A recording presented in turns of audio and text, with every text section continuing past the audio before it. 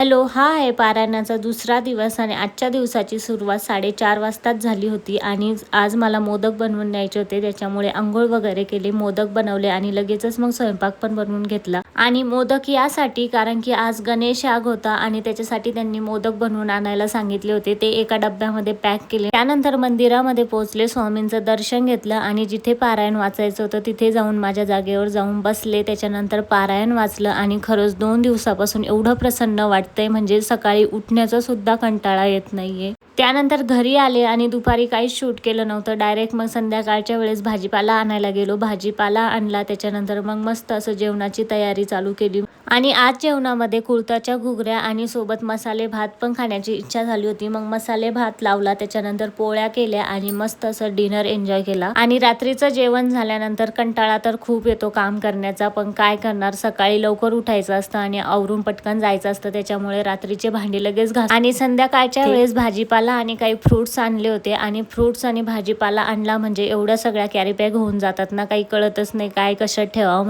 म्हणून म्हटलं आता हे पहिलं आवरून घेऊ, आपण सगळं अरेंज करून ठेवू, त्याच्याशिवाय दुसरं काम सुचत नाही.